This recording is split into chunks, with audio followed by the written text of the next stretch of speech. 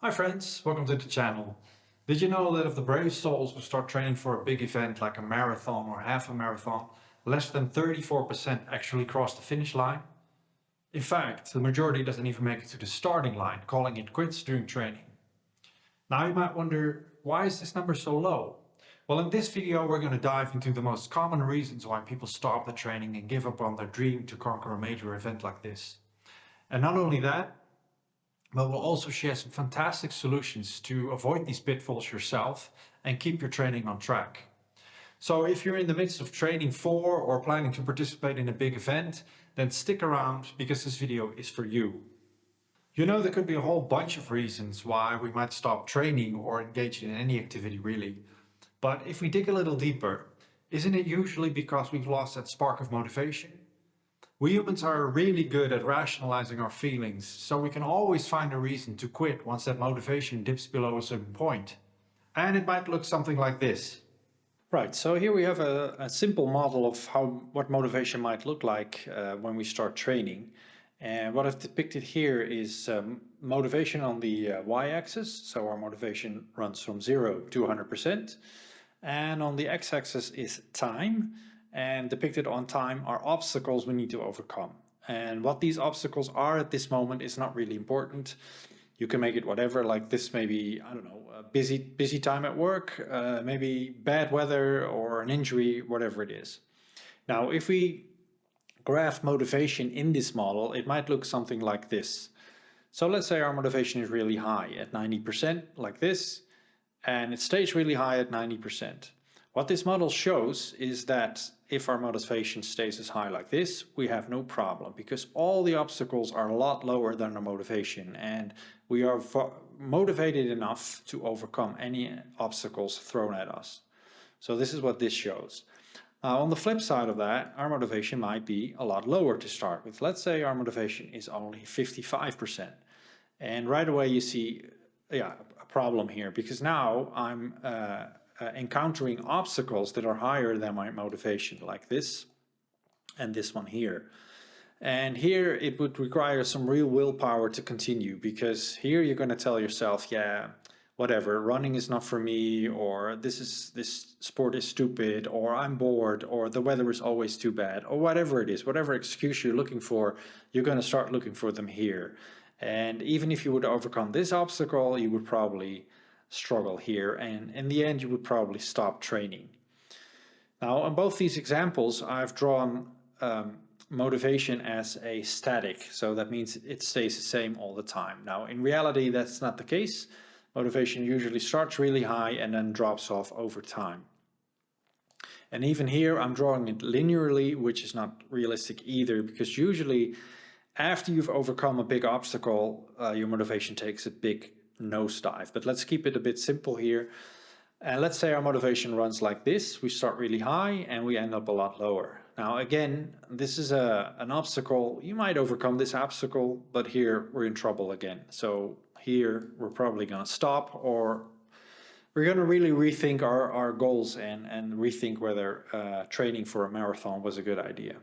Of course, we start our training with solid reasons. You might believe that, I don't know, jogging is good for your health, it's good for your mood, good for your waistline, or you just believe that it could be a fun experience.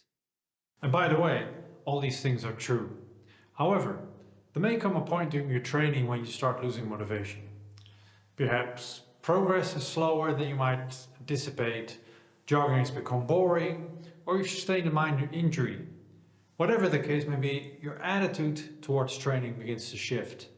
And the mind starts searching for logical explanations for why you're feeling this way.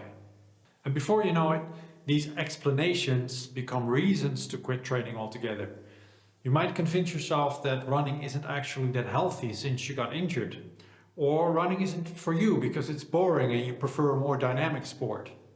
Once our thinking falls into this pattern, our motivation reaches an all-time low. In fact, you may have already made up your mind to quit. You're just searching for a rationalization to do so. So our main reason to stop doing anything, not just training for an event, is a low motivation, so that we are unwilling to clear small obstacles for longer, greater good. From this then follows that to keep going at all, we really need to be concerned with this. keep our motivation strong. So let's have a look at the main reasons that our motivation might tank. Now, a small disclaimer before we continue. I am in no way, shape or form saying that you should never quit anything you started. There may be solid reasons to give up on something you started. What I am saying is that we should always analyze our own reasoning because it's very often flawed. So, what are the main reasons people give up on their dream to, for instance, run a marathon? Injury, poor goal setting, and lack of time. Now, before we go into these topics individually, it is important to note that these reasons do not exist in isolation. They often feed on and off each other, but they all lead to a lower motivation to continue. The whole thing looks something like this. We identified 3 different areas with the main reasons people give up on their training. We have injury, poor planning, and lack of time. The arrows in between show that the areas do not exist in isolation. So how can we use this in practical terms? Well, this model is a great way to get to the bottom of why your motivation is declining. Let's say, for instance, you're disillusioned because of the lack of progress lately. You might conclude that running is just no fun and it's not for you and quit. But let's take a look at the model. Your problem is a lack of motivation, which points to injury or lack of time. Now, you know your problem is not a lack of time because you've got plenty of time to do loaded training. So the problem is with injury. But you say to yourself, wait a minute, I'm not injured. But a very common sign of overtraining is a lack of progress, which takes you right back to poor planning and goal setting. Are you sure your goals were realistic to begin with? Maybe it's time to rethink your goals. Now, if we take the same example, but this time do admit to ourselves that we've been missing training sessions lately because we've got too much on our plate, our conclusion will be different. Maybe we need to take a look at our situation and see what's changed in the beginning of our training. Has our job become more demanding? Or has something changed in our private life that is demanding more time of us than before? Analyzing our situation like this prevents us from creating rational but wrong conclusions why we've lost our motivation. So with that out of the way, let's have a look at the most common obstacles we run into, no pun intended, when we start training. Let's start with the most obvious one, injury. The most common reasons people get injured are, and in no particular order, overtraining, wrong footwear, bad running form, and lack of proper warm-up. Now let's give all of these a quick look. And I know I'm not spending nearly enough time with these because each of these topics deserves a video of their own. The term overtraining refers to a condition called overtraining syndrome, or OTS, or burnout. It happens when someone exercises too much or too intensely without giving their body enough time to rest or recover. Now, overtraining syndrome occurs when there is a constant overload in your training, leading to symptoms like decreased performance, low mood, loss of appetite, and disturbed sleep. It's important to note that these symptoms are often associated with high-performance athletes, but it's crucial to understand that chronic overload is relative to your fitness level.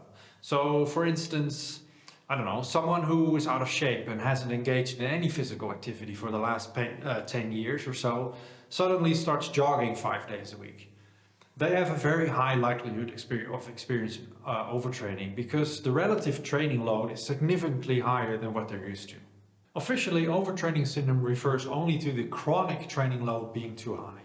But I would like to add a sudden spike in training load can also increase the risk of injury, and I speak from personal experience here. So if for example, you've been jogging, I don't know, a few times a week and everything is going well, and suddenly you start incorporating short sprints in between, that can be a recipe for disaster. It's important to take a slow and gradual approach, especially as we age. Now, this is a topic for hot debate in the running community. On the one hand, you have all the big brands coming out with ever-increasing technologically advanced shoes that are supposed to help us with our running. Now, on the other hand, you have the, albeit smaller community that like their running shoes as minimalistic as possible. And when given the chance, they would like to run barefoot. And of course, there's a product on the market to cater to this group, and you guessed it, it's the barefoot shoe. Now, to be honest, I fall in the latter category. I figure humans have been running for millions of years and the modern sneaker has been around for only the last 35 or 40 years. So the argument that you need these modern shoes to run seems a bit of a mismatch to me. But then again, I've also done quite a bit of running on modern sneakers and it works fine too. So it's really up to you which you prefer. Just understand that the wrong shoes can cause injuries. And here I believe the barefoot shoes have an advantage. Yes, they too can cause injuries, especially if you're not used to them and you don't give your body time to adjust. But the injuries they cause are predictable. It's going to be your feet or your Achilles heel. And both injuries can be attributed to switching too soon to these kind of shoes. The modern sneaker, on the other hand, can cause problems in places you would never attribute to your shoes, because the sneaker forces your body in an unnatural posture. So you might get back pain, or your knees might start to hurt. Even your neck and shoulders can be affected. And with these kind of injuries, it's not very clear the wrong shoes are causing them, making it difficult to remedy the problem. Moreover, there are so many different shaped sneakers out there. How are you sure the ones you have are the right ones for you? So hopefully now you know why this is such a hot topic amongst runners. We all know how to run, right? It's literally one of the first things we learn. Once we can stand and take our first steps, we start running. So how can something so basic cause injuries? Well, when we are young, it seldom does. And our running form in those years is almost always perfect. But as we get older, most of us stop running. You know, adult life kicks in, we sit more and start wearing the wrong shoes all day. With this behavior, we lose flexibility and core strength. And then when we start running later in life, our running form is often very poor.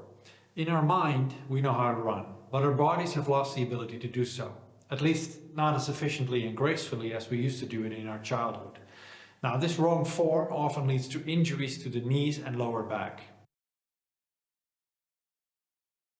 This one is very important for both injuries and performance, and one I used to completely ignore for years. I never understood why I would want to use up energy before I even started my exercise. But once you start building this into your routine, you will not go back. Your jog will be much more fun at the start.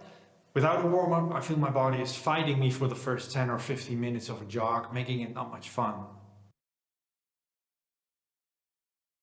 Next up is poor planning and goal setting. Now, the most common outcomes when it comes to poor planning and goal setting are feeling a lack of progress, boredom, not achieving your goals, not being challenged and losing interest. This one often happens when your goals are set too low or by not having enough variation in your training. If you keep running the same laps through your local park, your body might simply adapt and not much more will happen. Remember, your body and thus your fitness will adapt to what is required. So to keep getting fitter, you need to keep asking more of your body. Now, if you are fine with your current fitness level, then by all means, keep doing what you're doing.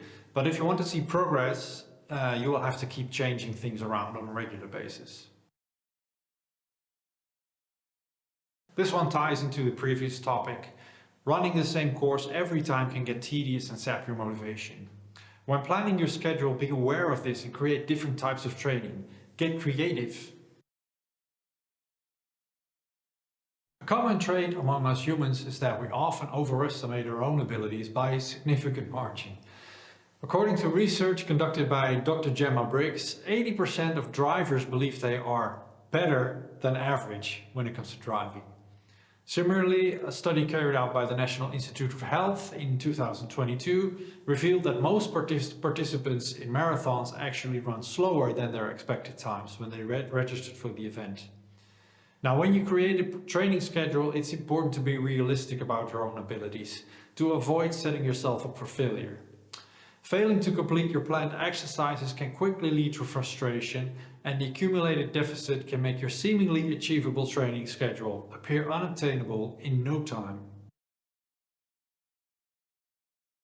The other side of this, though not as common, is setting your goals too low. Setting your goals too low will not be challenging and will lead to you hitting a plateau where nothing seems to happen.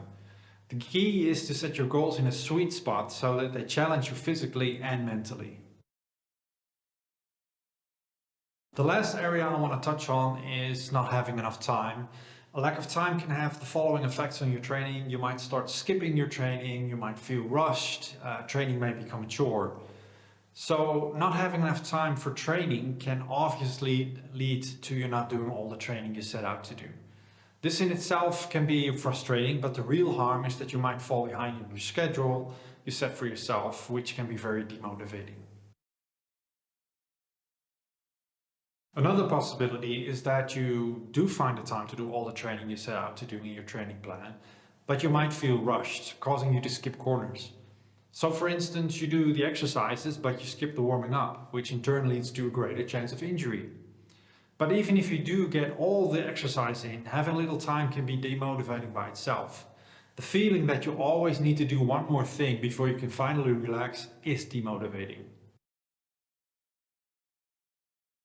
Now training becomes a chore. Just one more thing to do on your list before you have to get through the day. Before long, you start resenting your training and start looking for ways out. Now, by no means are the reasons I just mentioned every reason we might become less motivated, but I found most of the time it has something to do with one of these. Now, I will leave a link in the description below, so you can use a model I used to analyze your own training. Now, you can add or remove reasons as you see fit and make it work for you. If we train long enough, then sooner or later most of us will have to deal with one or more of the just discussed topics. And when we do, it's really helpful to have ideas ready on how to deal with them. So let's have a look at solutions for the problem we might face when training. It's difficult to say how many runners sooner or later have to deal with an injury, but there are studies out there that show that up to 80% of runners have to deal with some sort of injury at some point. This means you are most likely going to be one of them. I know I'm part of the 80% group, having had injuries on my Achilles heel, my knee and my lower back. But what can we do to prevent these? Well, first and foremost, it's important to listen to your body. Often injuries don't just happen out of the blue, but rather they quietly develop over days or even weeks. And unfortunately, we often choose to ignore these warning signs because we feel we need to keep up with our training schedule.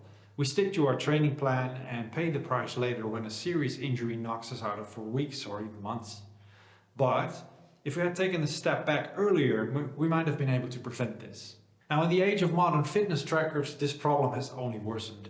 Your Garmin may tell you you're fully recovered and you should continue running. But if your left ankle has been sore for a few days already, it's trying to tell you something different. So what should you do?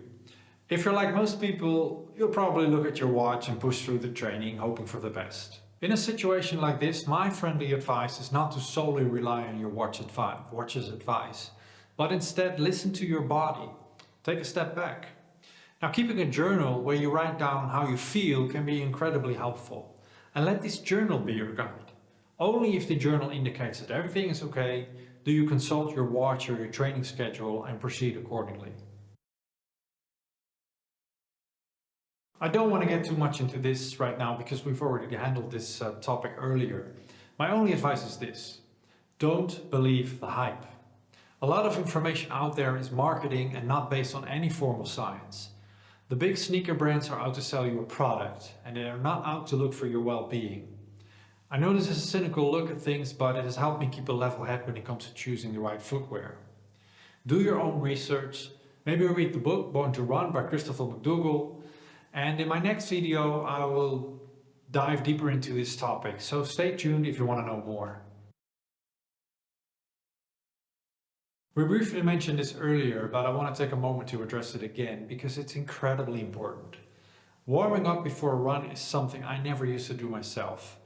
I think it stems from our younger years when we're in our teens or early 20s, and warming up feels like a complete waste of time. And honestly, I still think it is a waste of time when we're young. During those ages, if you wanted to go running, you just start running without any issues. However, as we get a little older, our bodies truly benefit from a warm-up, and the difference it makes in the first 10 or 15 minutes of your run is remarkable. Without a warm-up, you struggle. Your body feels unresponsive and stiff, and it becomes a chore to get through those first kilometers, and they're not very enjoyable. On the other end, with a proper warm-up, your body is switched on and you're ready for action. So my advice is to warm up, even if it's just to make the first kilometers more enjoyable. To improve your workout routine, try adding different types of training on days when you're not running. This can include strength training, for example. Cross training is beneficial because it reduces the risk of injury caused by repetitive running motions. By doing other activities, you give your running specific muscles and joints a break, while also strengthening different muscle groups. And the best part is, you can do these exercises at home without needing to go to the gym. There are also very helpful calisthenics apps available to assist you if you need it. Lastly, and this one is very important, if not the most important, make sure to take time to recover. Remember to listen to your body and avoid overdoing anything. It's crucial to give your body enough time to compensate for the training you've put it through. This recovery period is when you actually get fitter, not doing the exercise itself. And when you get injured, it becomes even more important to let your injury heal before resuming any activity. Starting too soon can result in chronic injury, which can be very problematic. So take your recovery seriously and prioritize your well-being. When it comes to poor planning or setting unrealistic goals, there are some easy ways to avoid this. With respect to setting unrealistic goals, I would say do some research online. There are plenty of places on the web where you can find realistic finishing times for your age and gender. That way you have something realistic to shoot for. The same goes for how long you need to train to get fit. This of course depends on how fit you are and how much running you've done at all in the past. Just remember that if you've done different sport in the past, it may take some time for your body to adjust to running. And talking from personal experience, I used to cycle a lot in the mountains, I still do, and I would go out for long rides, like 6 or 7 hours in the Alps. So my cardio fitness is really good. But switching to running was quite a shock to my body. And although my cardio was fine, my legs, ankles and knees were not used to the intensity of running. And this kind of strength usually takes a lot longer to build than your cardio fitness. So just keep that in mind. When it comes to setting goals, stay conservative. It's much easier and more rewarding to increase your training intensity halfway than to reduce it. Stay flexible. Life happens. Don't worry if at some point you have to skip 1 or 2 training sessions, or if you have to adjust your plans because stuff happened in your life, making your previous goals unobtainable. Remember, you're supposed to enjoy this. Focus on the process and not the outcome. Keep your focus in the here and now. Trust your plan and go with it. Feel how you are getting fitter now, not how fit you think you need to be in 4 months.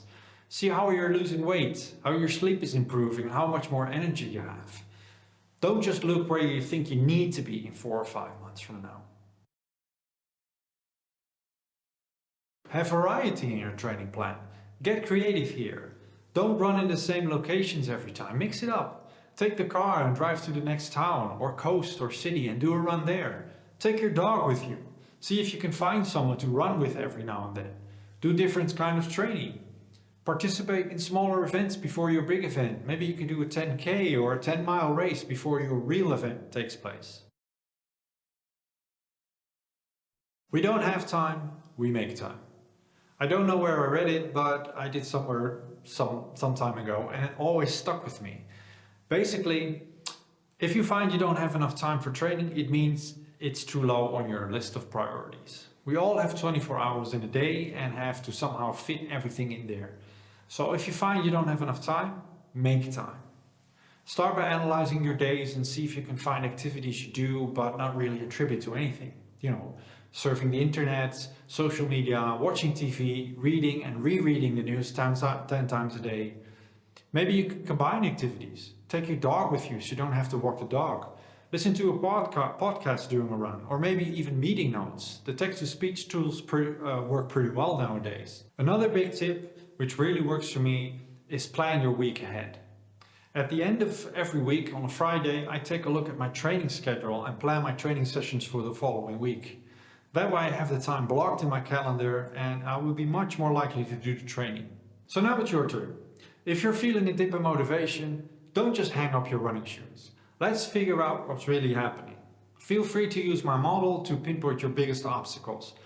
See if your obstacles fall into one of the categories, injuries, lack of time, or poor planning and goal setting.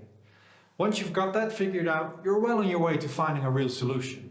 Maybe it's time for new sneakers, or perhaps you need to rethink your schedule and goals. Heck, it might even be time to book a session with a professional coach and analyze your running form. Whatever the case, a good solid analysis of your problems will definitely set you on the right path to achieving your goals faster. So, I generally hope this video helps you keep going, and who knows, maybe we'll be high-fiving at the next marathon. That's all for me right now. Until next time, and remember, keep running.